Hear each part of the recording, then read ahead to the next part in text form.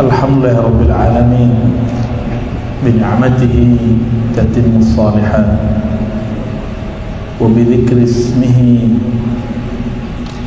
tanzilur rahman. Asyhadu an la ilaha illallah wa asyhadu anna Muhammadan abduhu wa rasuluh. Allahumma salli wa sallim wa barik ala sayyidina Muhammad. Amma ba'du.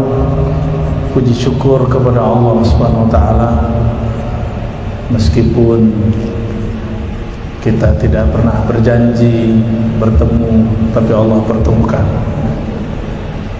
Tidak pernah mungkin merencanakan jauh hari, tapi kemudian Allah yang menentukan.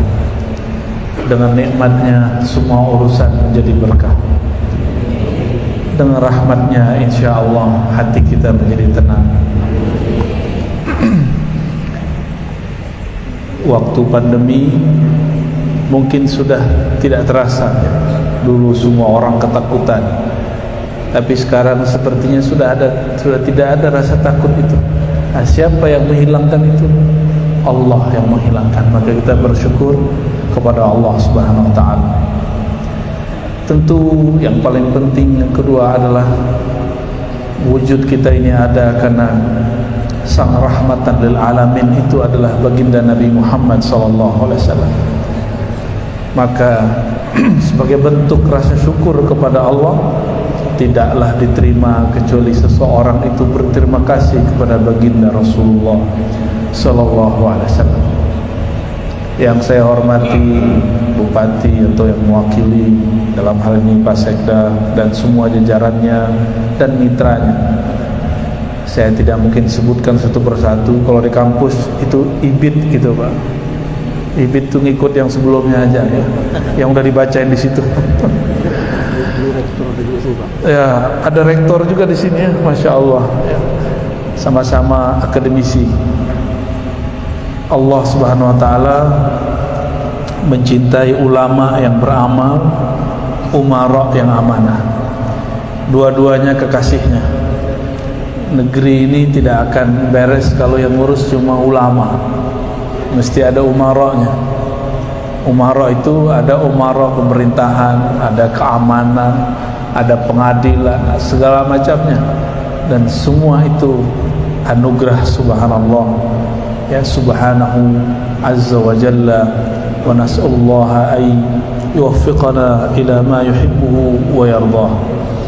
Mohon izin, belum kuat berdiri lama Bapak Ibu. Turun mobil, duduk sebentar, naik lagi. Ini perjalanannya agak panjang. Kami dari Kota Padang, Padang Panjang, Payakumbuh, ziarah menziarahi orang-orang yang sudah meninggal,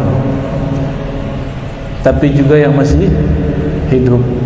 Jadi kalau guru saya masih hidup, saya kunjungi yang masih hidup.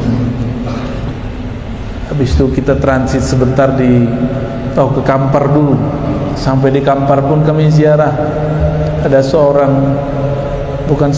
dua orang. Ada Syekh Ja'far, ada Syekh Abu Bakar. Jadi kami ziarah ke sana. Kalau ada satu lagi yang tidak saya ziarahi tapi sudah sering, namanya Syekh Abdul Ghani Batu Basurek namanya.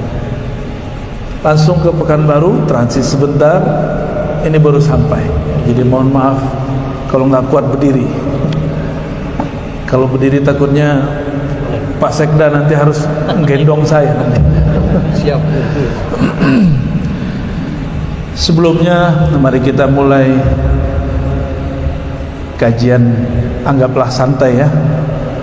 Kajian ini dengan membaca surah Al-Fatihah. Semoga pikiran hati kita semua Allah berkahi, Allah bukakan. Al-Fatihah.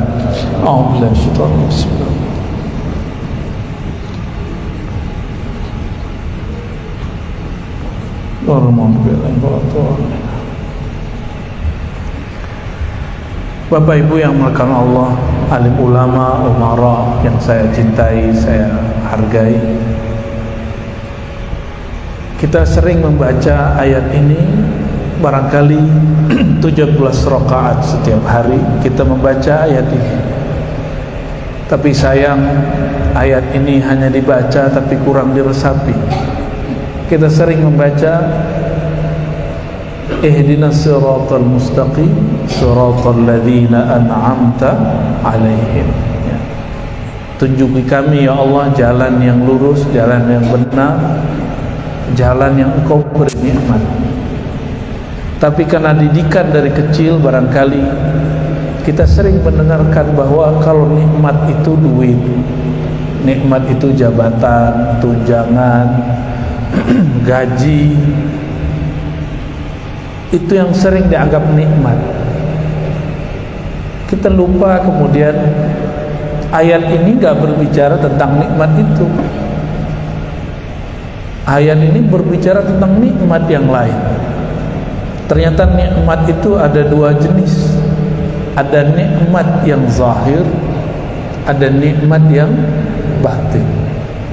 Nikmat yang zahir itulah gaji, badan sehat, wajah rupawan, rupawati, pasangan yang baik, anak-anak yang soleh soleha, tempat bekerja yang tidak jauh. Ini mohon maaf kalau tempat kerja Bapak, keluarga di sini Pak, alhamdulillah. Kalau Bapak kerjanya jauh, Pak polisi juga sama, keluarganya di sini, ya. Imam, ada seorang imam kita di Makkah punya kitab, ditulis di kitabnya namanya Syekh Nawawi Al-Battani. Kata beliau, salah satu cara mendapatkan kebahagiaan, nikmat bahagia adalah ayyakuna amaluhu fi baladi. Kerjanya gak jauh dari rumahnya, kerjanya deket, jadi dia gak berpisah dari keluarganya. Jadi kawan-kawan kita yang karena perintah negara harus berpisah, ini perjuangan kebahagiaannya agak tinggi, ya. Maka beruntunglah yang masih serumah, ya. Yang gak serumah dirumahin lagi, ya. Nah, nikmat-nikmat ini, nikmat jabatan, semuanya ini di dalam kitab Al-Hikam Ibnu Athaillah dikatakan Allah ingin menyapamu dengan nikmat pemberiannya. Seakan Allah mengatakan begini, wahai hambaku, berterima kasihlah, bersyukurlah, jangan suka mengeluh. Ini tabiat orang tidak bahagia, itu suka mengeluh. Suka mengeluh itu adalah satu penyakit di kolbu, di hati. Jika dibiarkan, dia akan tambah besar. Tambah jabatan, tambah gaji, keluhannya tambah. Ya, di depan mungkin nunduk-nunduk, di belakang ngeluh. Nah, itu yang terjadi kebanyakan pada orang yang dapat nikmat zahir tapi tidak dapat nikmat yang batin. Jadi apa nikmat batin itu? Nikmat batin yang paling tinggi itu bernama keikhlasan, ketulusan, kesyukuran. Orang-orang yang bersyukur gak mesti kaya, dapat sedikit dia sudah berterima kasih, dia sudah bersyukur kepada Allah. Maka orang-orang begini, kalau nikmatnya nambah, syukurnya nambah. Bukan nikmatnya dulu yang bertambah baru syukurnya bertambah, tapi emang dia sudah punya karakter suka bersyukur. Ada kesalahan menerjemah para pengkhotbah di setiap Jumat atau setiap ceramah. Kebanyakan ngomong gini, Bapak Ibu ingin tambah nikmat gitu, pasti semuanya bilang iya, benar nggak? Ibu-ibu pengen nambah nikmat nggak? Kalau bapak-bapak saya tanya semangat nih, bapak-bapak mau nambah nikmat nggak? Wah, bapak-bapak udah ngerti maksudnya. Kita nggak terusin deh. Kalau mau tambah nikmat, syukur, nanti Allah tambah. Ini yang begini, pengajaran begini itu nggak paham ayat. Maksudnya apa? Jadi ada dua karakter orang bersyukur. Syukur berterima kasih bahasa kitanya. Ada yang berterima kasih karena diberi, bertambah pemberian. Ada yang berterima kasih, bersyukur karena zat yang memberi, karena sosok yang memberi. Belum nyambung ya? Ya, emang belum nyambung. Yang pertama, kalau tunjangan nambah, syukurnya nambah. Oh, ketemu Pak Sekda, siap terus. Di belakang, tunjangan nambah. Ternyata tunjangannya belum cair-cair 3 bulan. Nyuruh mulu, tunjangan belum cair. Mulai ngeluh, mulai mengumpat. Ini karakter orang, mohon maaf ya, saya kan juga kerja. Saya masih dosen, alhamdulillah masih aktif ya. Ada Pak Rektor, saya juga masih aktif, masih ngajar 3 hari dalam seminggu. Saya masih ngajar untuk mahasiswa S2 dan S3. Dulu anak S1 juga kita ngajar, tapi nggak sanggup lagi. Satu semester 6 kelas, bunuh diri. Bunuh dirinya pas akhir semester, nginput nilai. Ya terbersit juga di hati kadang. Gaji segini. Tuh, kayaknya kita sama aja deh ya. Tapi saya nggak pernah sampaikan kecuali barusan. Itu cuma mengandai-andai. Karena ketika duduk bersama teman-teman para dosen, rata-rata obrolannya fulus. Duit.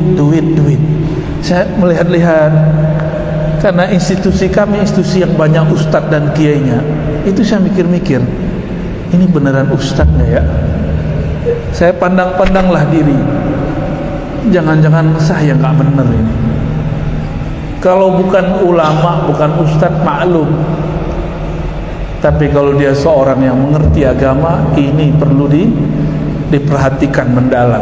Wajar umat kita suka mengeluh. Tambah tunjangan, ada istilahnya Pak Sekda, gaji 13 ya. Udah cair belum? Udah habis ya? Udah habis kali. Kayaknya seneng. Tambah pemberian, tambah syukur. Kurang pemberian, telat pemberian, tidak bersyukur. Ya. Jika ini karakter kita, berarti kita bukan hamba Allah yang sempurna, yang total. Kita baru hamba pemberian, hamba duit. Apa kata Nabi? Sungguh lelah hamba harta. Dulu harta tertinggi disebut dinar dirham. Ta'iba abdud dinar, ta'iba abdud dirham. Sungguh lelah hamba rupiah, sungguh lelah hamba dinar dan dirham. Jadi kalau orang lelah, wajar nggak ngeluh? Nah, ini tips bapak-bapak memimpin. Kalau ada orang ngeluh, bawahan kita ngeluh, mungkin dia kelelahan. Apalagi kami di Jakarta itu sering kena macet. Kalau udah macet, apa yang terjadi? Orang ngutuk ngumpat. Yang paling parah, ada motor ngumpat mobilnya baru. Ya. Ini masa setahun lalu atau 2 tahun lalu, masa-masa pandemi, masa-masa panik itulah. Ada satu mobil lewat di seberang kita, dia mau ke kiri, mau mampir, mau berhenti sepertinya. Motor ternyata mau masuk, tidak dapat jalan. Motornya turun, dia kemudian berteriak, dia pukul-pukul itu mobil. Apa kata dia? Lu sok kaya, ngeredit juga gitu. Yang punya motor sombong. Apa kata dia kepada yang punya mobil? Ngeredit juga. Ini sudahlah miskin pakai motor, sombong lagi sama yang punya mobil. Gimana? Ada yang begitu nggak? Ada ya.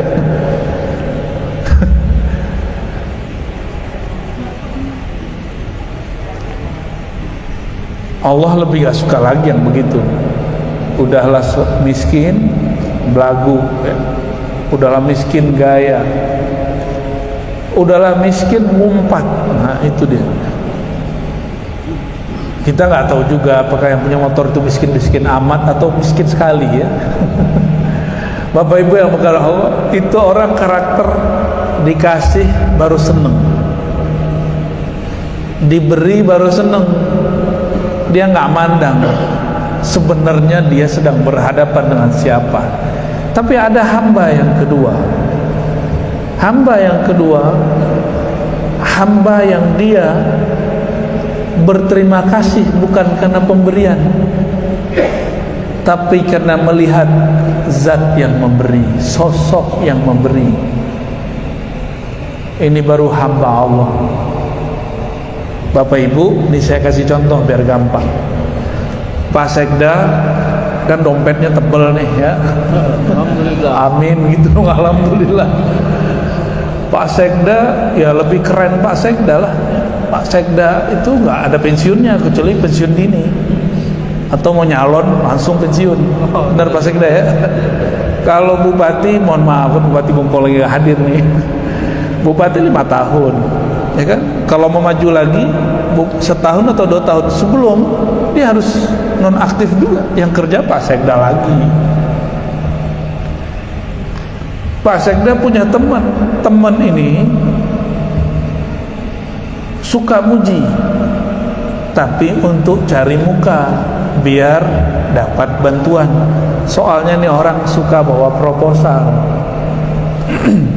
Pasti Pak Sekda punya kawan begini. Ya, belum nggak enak untuk ngangguk, nggak enak. Ini orang muji-muji kalau lagi mau ada proposal atau proposal cair. Kalau belum, Sekda ini nggak tahu diri, ngomong itu di belakang. Tapi di depan ngomongnya apa? Pak Sekda yang amanah, Pak Sekda yang baik hati. Tapi di belakang, awas loh. Jadi orang karakter-karakter begini senangnya kalau yang dia mau hajatnya sampai ditunaikan oleh orang yang dia puji, baru dia bahagia, baru dia memuji. Dia memuji karena keinginan dia, hajat dia ditunaikan. Kita punya teman begitu, nyaman nggak Pak Sekda? Enggak nyaman. Sepakat kita Pak Sekda. Berarti ruh kita sama karakternya. Ada orang mau ngubungin kita, mau nelpon kita, mau datang ke kita cuma pas masalah doang. Kira-kira gimana Pak Sekda? Nggak nyaman. Cuma karena dia orang dekat, ya udah kasih aja deh. Tapi kalau bisa dia nggak datang. Kalau orang tuh nelpon diangkat nggak Pak Sekda? Pura-pura sibuk. Kalau dia datang, ya udah kasih buru-buru. Nah inilah kenapa ada orang dia setiap kali minta dikasih oleh Allah, karena Allah kesel sama dia. Udah kasih aja deh, berisik, bising. Banyaklah orang karakter begini, memuji karena ingin hajatnya ditunaikan, menyembah karena ada tujuan yang ingin dicapai, yaitu menyenangkan diri sendiri, mendapatkan nikmat yang zahir.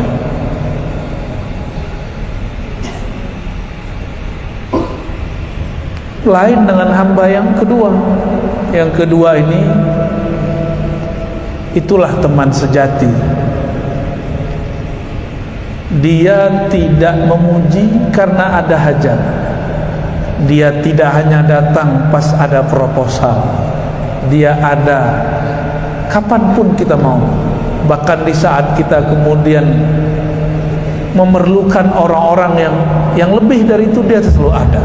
Bahkan di saat kita ada aib, semua orang meninggalkan, dia ada sama kita. Di saat kita ada masalah, dia selalu ada sama kita. Orang begini, itu yang disebut dengan dalam bahasa Arab shadiq. Shadiq itu teman sejati, teman yang membenarkan hati kita. Tapi siapakah teman sejati itu kalau bukan Allah Subhanahu wa ta'ala? Bapak Ibu punya kawan, bongkar aibnya, pasti kawan itu ditinggal. Bener nggak? Ada kawan, aib dia, kejahatan dia terbuka, dia sudah ngaku, tapi kita tinggal dia. Lain dengan Allah. Allah subhanahu wa ta'ala tahu bagaimana bejatnya akhlak kita, tahu bagaimana culasnya kita, tahu bagaimana pemaksiatnya kita. Tapi ketika kita datang kepadanya, Allah tidak pernah meninggalkan. Apa buktinya Allah tidak pernah meninggalkan? Nggak ada orang, istilah kami di Sumatera Barat, mati tagak, ada nggak? Tiba-tiba pas berdiri mati gitu, nggak ada. Allah itu nggak begitu caranya menyikapi hamba.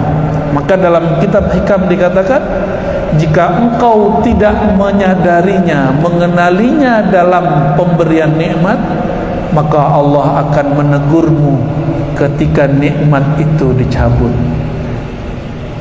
Nah, pilih sadar nikmat ada atau sadar nikmat tiada.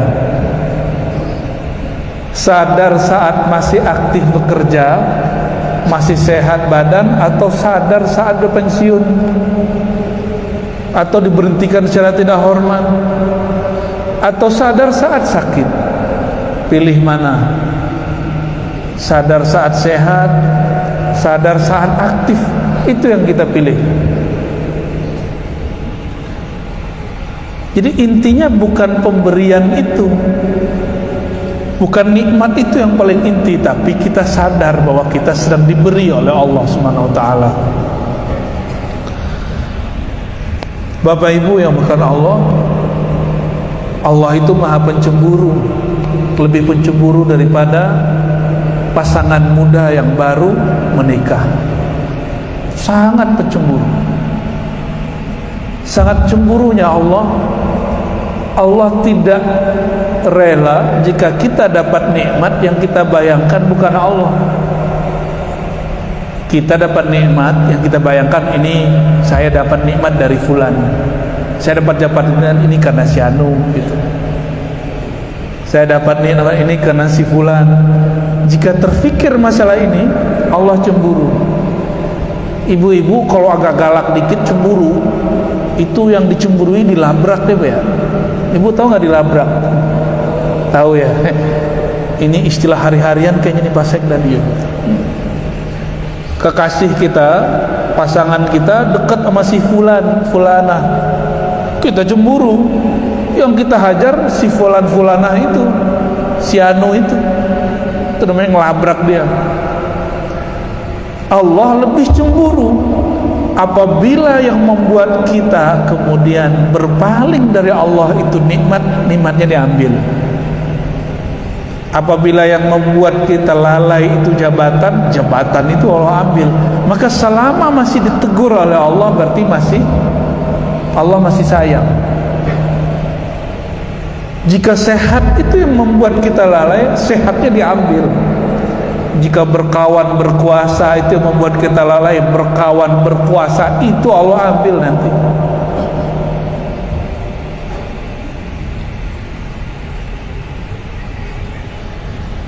Itu yang disebut di ayat tadi oleh qari kita tadi, wala takunu kalladzina nasullaha fa ansahum anfusahum ulaika humul fasikun, surat Al-Hasyr ya.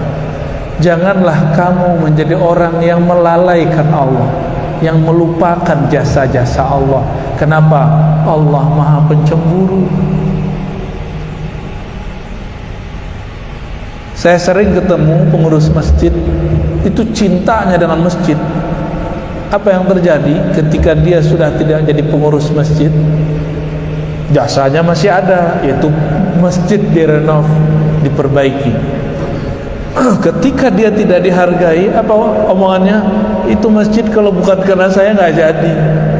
Saking cemburu dan cintanya kepada masjid, tapi dilupakan oleh orang-orang tertentu. Nah, kalimat-kalimat ini muncul, tapi karena yang berkalam hamba, efeknya tidak begitu. Kalau yang berkalam orang berkuasa, misalnya gini, ada pemimpin, di bawahnya ada orang naik tapi melupakan atasannya ini, tapi jabatannya belum tinggi-tinggi amat, itu bisa ditendang. Kalau bahasa formalnya apa Pak Sekda? Dimutasikan ya. Wah, itu bahasa keren itu ya, biar gak horor-horor amat. Dipindah tugaskan. Masih mending dipindah tugaskan kalau dicabut. Oleh karenanya kita tidak diperkenankan mencintai nikmat, tapi kita hanya diperkenankan mencintai yang memberi nikmat. Siapa yang beri nikmat? Jadi yang kemudian memberi nikmat jabatan, pekerjaan, itu bukan atasan. Yang ngasih itu mutlak Allah, nggak ada lagi. Karena rezeki itu Allah yang atur dan tidak pernah tertukar. Oleh karenanya Bapak Ibu, mungkin ada yang dia sudah mentok jabatannya, seharusnya dia merasa dapat jabatan A, B, C, D, tahu-tahu orang baru yang masuk. Ini terjadi di semua instansi, baik swasta apalagi negeri. Jangan ngomong begini, saya yang capek ke orang yang dapat. Ini saya di mana-mana dengar begitu, di semua provinsi dengerin orang ngomong begitu, di semua instansi orang ngomong begitu. Maka kita sering nanya kepada jamaah, Bapak Ibu, kalau JNE, POS, apalagi namanya, JNT, apalagi itu ngirim barang, ditulis alamatnya jelas, nyampe nggak? Iya. Mungkin nggak udah ditulis terus nggak nyampe? Hampir tidak pernah. Masa Allah kalah dengan JNE dan POS? Allah Maha tahu, belum kita lahir nama kita sudah Allah tahu. Apa hajat kita Allah sudah tahu. Apa nanti jalan hidup, karir kita Allah sudah tahu. Oleh karenanya Allah tidak akan pernah salah memberikan jalan hidup ini. Jadi nikmat karir, nikmat kerja itu semuanya sudah ada. Gak usah khawatir. Kalau faham bab ini, hilanglah rasa iri dengki. Jadi kalau masih ada iri dengki berarti belum faham bab ini. Kalau masih mengeluh, kok dia bukan saya, kan saya yang berjasa, berarti belum faham bab ini. Ini namanya tauhid rizqiyah. Ini istilah wa mimma razaqnahum yunfikun. Ayatnya sudah hafal semua. Nahnu narzuquka, kami yang memberi rezeki kamu, kami yang kirim rezeki, rezeki jabatan, rezeki gaji, tunjangan, rezeki apapun itu. Dan Allah tidak akan pernah salah mengirim rezeki. Gimana? Masih mau iri sama orang? Ya. Dan setahu saya, setahu kami, orang yang paling sengsara di dunia itu orang yang paling banyak iri dan dengkinya, terutama masalah nikmat. Kenapa? Karena dia salah faham kepada Allah. Jadi orang iri dengki itu dia bukanlah sedang menyalahkan si hamba yang dia tidak suka. Misalnya nih, saya dengan beliau misalnya pangkatnya sama nih. Ini pangkat apa namanya nih Pak? Pak Kapten ya, Pak Ardin, bener. Berarti 3 balok. Kita nih sama. Pak Ardin sudah lama bertugas, harusnya naik nih. Habis kapten apa Pak? Habis kapten, mayor. Yang dilantik, yang diangkat, yang kemudian naik pangkat saya. Yang lama bekerja belum. Kalau beliau mengikuti was-was kolbunya jiwanya ngomong begini, saya yang lama tugas, kok orang baru yang. Nah, ini saya dengar di semua tempat bekerja Pak. Semoga beliau nggak begitu ya. Di semua lini, di semua departemen. Heran juga kita ya.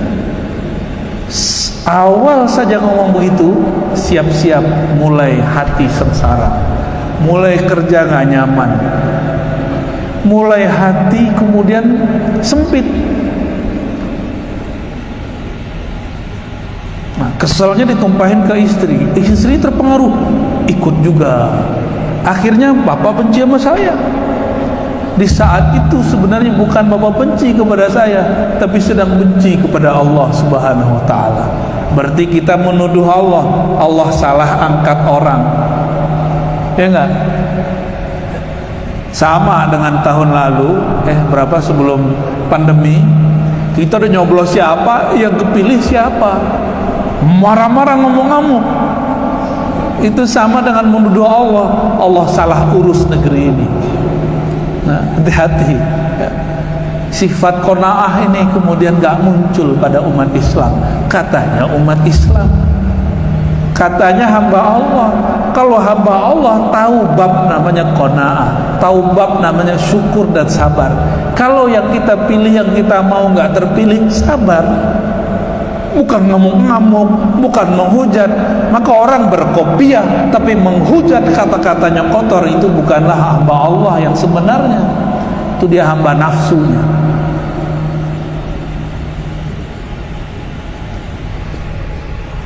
Kok jadi serius Bapak Ibu? Iya, 2 rius 3 rius. Maaf ya Bah ya.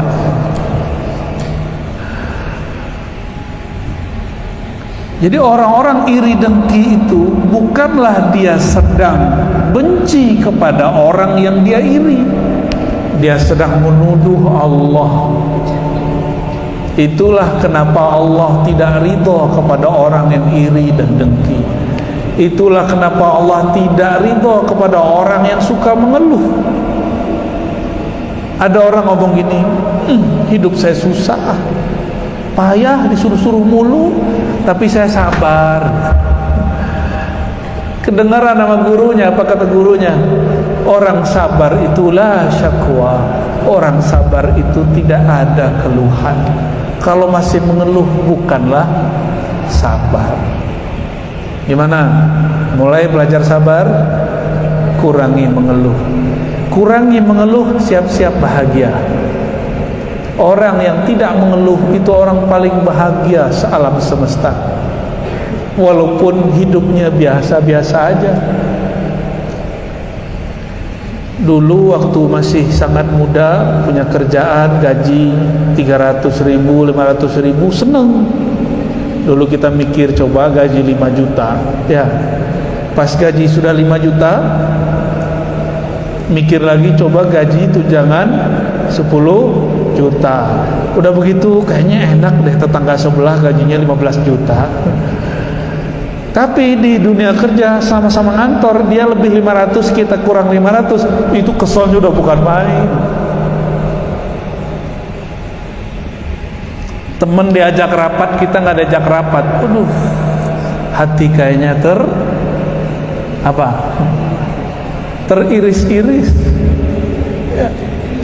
Berarti ada orang di saat diberi nikmat yang zahir, dia tidak menyadari itu nikmat, justru dia malah tersiksa. Siksaan itu ada pada apa? Bukan ketika disuruh sit up dan push up atau guling-guling angkat barang. Ketika hatinya nggak nyaman, itulah siksaan yang Allah awalkan di dunia. Maka ingat itu, mengeluh adalah siksaan pertama di alam semesta. Setiap kali orang mengeluh, disiksa hatinya. Apa kata mak-mak nih Pak?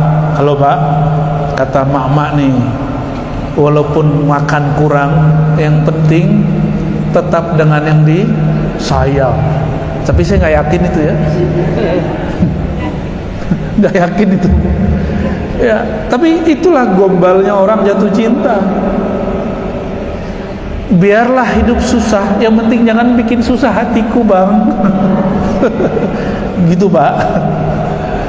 Jangan bikin hatiku gelisah Bang. Ya Bu ya. Tapi nggak bisa begitu. Itulah ujian bapak-bapak, ibu-ibu. Doain aja. Allahumma shalli wa sallim barik alaihi. Sampai jam berapa kita nih Pak? Jangan sampai jam 5. Saya belum jamak Pak, saya jamak kosor soalnya. Bapak Ibu yang melakukan Allah, mau jadi hamba nikmat atau hamba Allah yang memberi nikmat? Pilih mana Bapak Ibu? Pertama atau kedua? Mau jadi hamba nikmat atau Allah sang pemberi nikmat? Bener nih, orang begitu tidak akan memuji dengan untuk menjilat. Dia memuji aja. Tapi kalau hamba nikmat, itulah para penjilat. Karena ini mulai dekat-dekat tahun politik, hamba penjilat mulailah banyak. Seperti ulat bikin gatal. Orang-orang yang menjilat itu karena dia tidak melihat zat yang memberi nikmat, maka dia memuji, tidak ada ketulusan. Ibu-ibu dipuji waktu masih gadis nih, kamu cantik ya, I love you gitu. Karena teman kita ini suka ngegombal, kita tahu itu bukan kata-kata jatuh cinta, dia hanya suka gombal. Tapi pas lagi jalan, duduk-duduk, mata ini tiba-tiba tertuju ke satu sudut, ada wajah yang menarik di sana. Ketemu mata, bersir di dalam dada. Ditanya nama doang melayang. Namamu siapa Neng? Kalau di sini apa Ade ya? Ade. Namamu siapa? Mau jawab bibirnya udah gemetar duluan. Cuma ketemu pandang sudah seneng, apalagi ditanya nama. Inilah makna Sayyidina Ubay bin Ka'ab ketika Nabi SAW mengatakan, wahai Ubay, sesungguhnya Allah mengirimkan salam untukmu. Sesungguhnya Allah menyuruh engkau, bukan kirim salamnya, sesungguhnya Allah menyuruh engkau membacakan Quran untukku. Ubay matanya berkaca-kaca. Apa kata Sayyidina Ubay? Ya Rasulullah, Samani, apakah dia menyebut namaku? Ternyata nama kita disebut oleh Sang Maha Kekasih. Senangnya bukan main. Itu sebabnya kita ini suka cari tahu. Kalau kita suka seseorang, kita tanya sama temennya, dia pernah ngomongin aku nggak? Gitu. Bener nggak? Ya, kayaknya udah lupa masa muda nih ya. Sekarang mainnya sudah main langsung message ya. Udah langsung tembak ya. Sayyidina Ubay bin Ka'ab senangnya namanya disebut oleh Allah. Bagi dia Allah itu bukan yang suka ngancam-ngancam. Bagi dia Ubay menganggap Allah itu yang maha dicintai, yang maha kasih, yang maha sayang. Dari kecil kita dididik sama orang tua, mohon maaf, atau guru-guru, sholat, kalau sholat neraka, gitu kan? Ntar kamu disiksa Allah loh. Akhirnya yang masuk ke alam bawah sadar kita, Allah itu tukang siksa, Allah itu ngancem-ngancem pakai neraka. Bener ya? Yang terbayang dulu begitu. Kalau beramal ini kamu ntar dapat surga. Jadi kita ini selalu sama Tuhan ada harganya. Bertransaksi namanya. Ini kurang baik. Untuk menjadi seorang hamba ini kurang baik. Akhirnya kita hanya kenal Allah bab ancaman.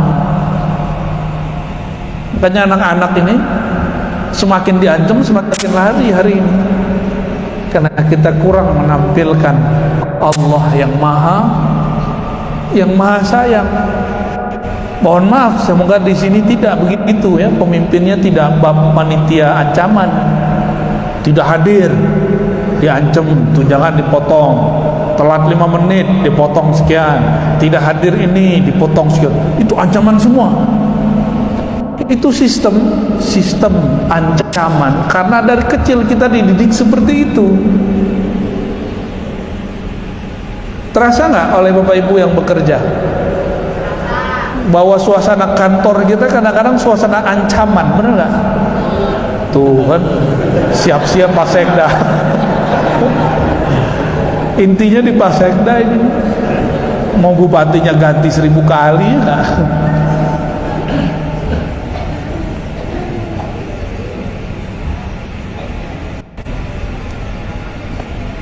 Kita diperhatiin sama orang yang kita suka. Apa yang kita lakukan? Kita siap-siap, bajunya dibagusin, wajahnya di kalau perempuan dibikin cantik, kalau laki-laki dibuat gagah. Sama, ada orang kita nih sungkan, takut ketemu seseorang, maka baju dibagus-bagusin, penampilan pun dibagus-bagusin. Caranya sama, tapi rasanya berlainan. Yang satu penuh bahagia, yang kedua khawatir. Ada rasa-rasa kayak tadi, terancam. Pilih hidup yang mana? Yang pertama atau yang kedua? Ya. Mencari cinta atau menghindari siksa? Mending mencari cinta, karena cinta itu obat semua siksaan, Bapak Ibu. Saya minum dulu ya. Bismillah.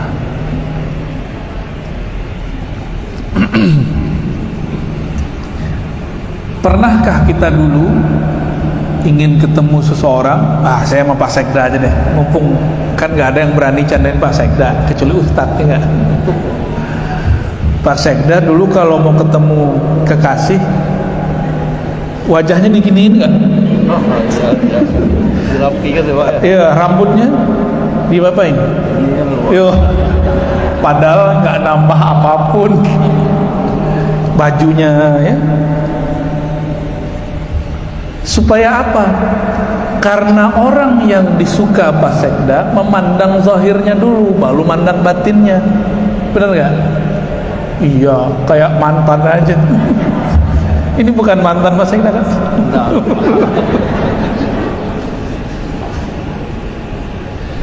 Karena yang hendak dipandang adalah muka, wajah, rambut, dan baju, dan pakaian, maka yang dibagus-baguskan dari ujung rambut sampai ujung kaki. Kalau Allah, apa yang dipandang oleh Allah? Hati yang dipandang Allah. Dan Allah mandangnya cuma pas sholat atau setiap saat? Setiap saat.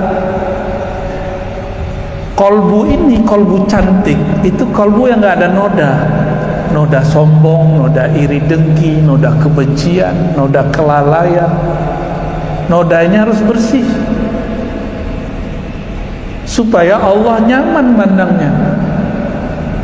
Tahu gembel gak? Tahu apa tuh gembel? Bukan gombal. Pakaiannya jelek, bajunya jelek, wajahnya amburadul, rambutnya masya Allah, rambut berantakan, itu namanya apa ya? Berantakan aja deh ya. Bau, mau nggak deket-deket dia?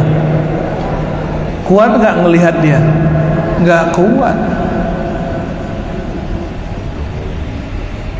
Apabila ingin mengundang pandangan Allah ke dalam kolbu, mencari perhatian Allah yang maha kasih, jangan biarkan ada bau di dalam hati, bau iri dengki, bau kesombongan.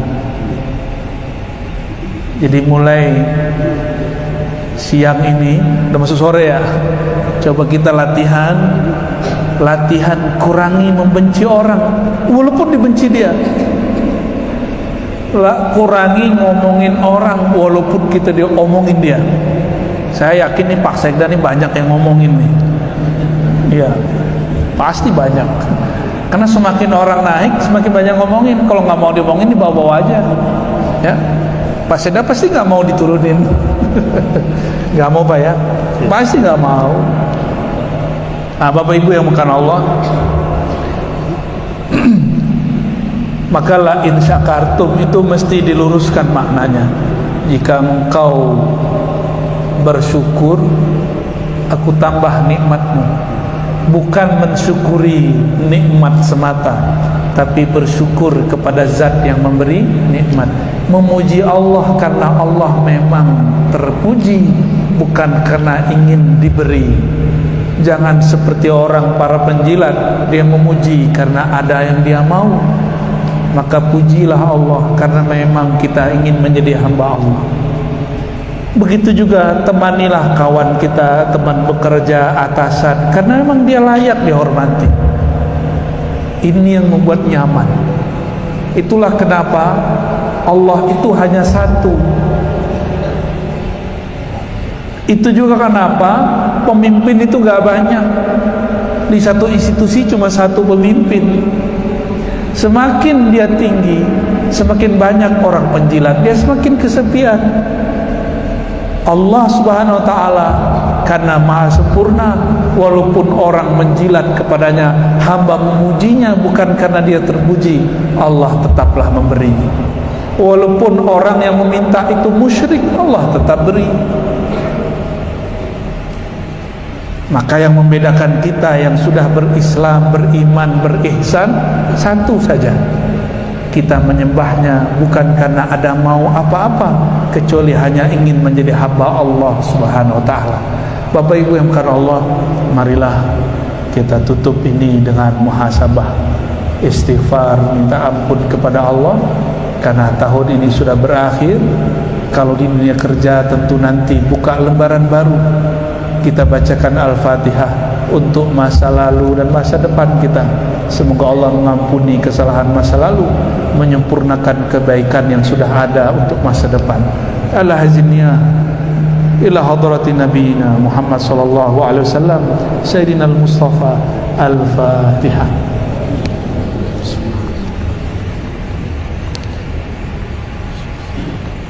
Syiratal ladzina an'amta 'alaihim. Astaghfirullahalazim. Sama-sama. Astaghfirullahalazim. Ikuti. Ya Allah. Baca sama-sama.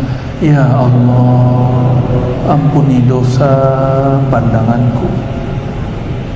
Ya Allah, ampuni dosa pendengaranku. Mata ini pernah memandang yang haram, pendengaran ini suka mendengarkan aib orang, lisan ini ya Allah suka mengata-ngatai orang, membicarakan keburukan-keburukan orang. Astaghfirullah, astaghfirullah.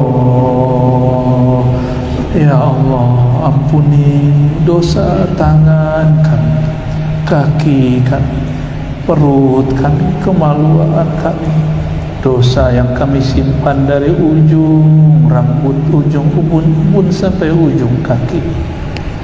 Allahumma ya Allah, pegang dadanya. Di dalam dada ini ada Allah simpan singgasana kalbu.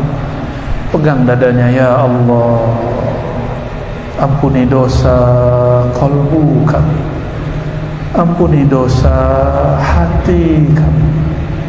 Ya Allah, ampuni dosa kami masih membenci hamba-Mu. Ampuni ya Allah dosa merasa lebih tinggi daripada makhluk-Mu. Ampuni ya Allah karena kami kurang mensyukuri nikmat-Mu. Allahumma ya Allah, di dalam hati kami, di dalam dada kami ya Allah, masih ada rasa iri kepada hamba-Mu. Maka semenjak saat ini ya Allah, obati kalbu kami ini ya Allah, sembuhkan dada kami dari iri dan dengki ya Allah. Bayangkan jika ada orang yang kita benci, bayangkan dia pegang dadanya, dada kita semua. Katakan ya Allah, ya Allah, ampuni dosa kami, masih benci kepada hamba-Mu. Maka dengan rahmat kasih sayang-Mu ya Allah, cabutlah rasa benci ini dari dadaku. Cabutlah dengan kelembutan ya Allah. Jika masih ada keluhan di dada kami, hapuslah keluhan ini ya Allah.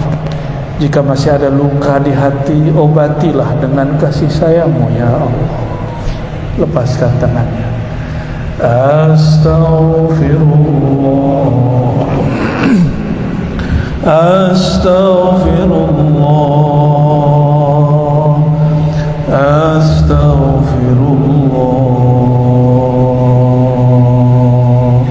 Ya Allah, kami pernah menyimpan maksiat yang tidak kami sadari ya Allah, yaitu kadang-kadang kami menyakiti orang tua kami ya Allah, kurang menghargai kawan dan tetangga ya Allah. Mereka tersinggung tapi kami tidak merasa menyinggungnya ya Allah. Ampunkan dosa kata-kata yang tidak kami niatkan ini ya Allah. Allahumma ya Allah ya Rahman Rahim, angkat tangannya ya Allah. Ighfir lana dhunubana wa liwalidina warhamhum kama rabbawna shighara.